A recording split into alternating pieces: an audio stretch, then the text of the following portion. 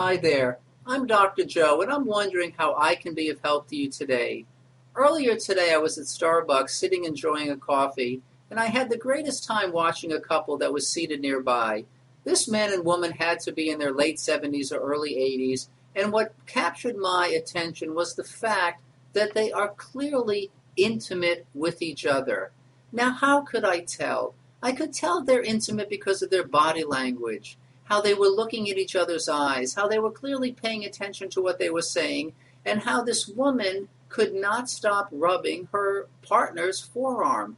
It was truly a magical moment that I very much enjoyed. It had me smiling inside and out, and as I drove over to my office later in order to catch up on some work, I started thinking about where, oh, where has our intimacy gone? For those of us in relationships, where has it gone? Can we sustain it? How do we lose it? How do we get it back? These are some of the thoughts that are literally swirling through my mind.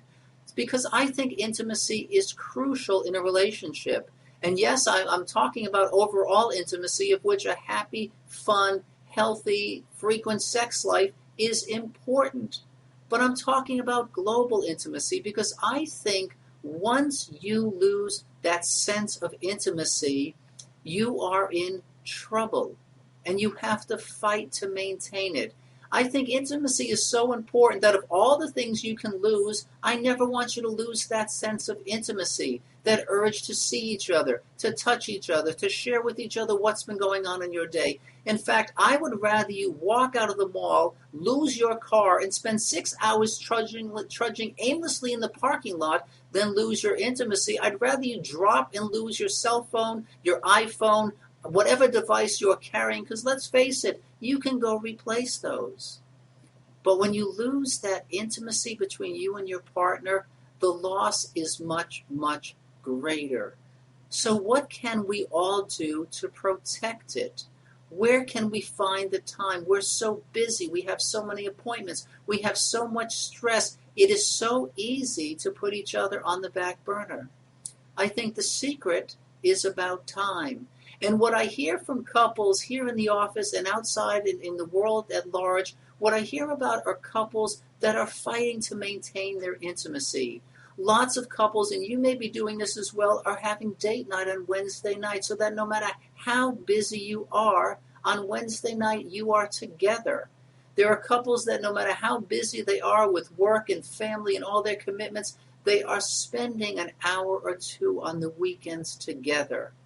They're going out on the weekend nights if they're able to afford it, or they're making time at home. You can make time at home by turning off the TV. You can push back from the computer. There are ways to do this, and it's incumbent upon you to continue to let your partner know how very important he or she is. Now, one of the greatest things I've recently heard in order to help maintain intimacy and also to not forget that sex is a lot of fun, I know one couple that once a week sets the alarm for 2 a.m.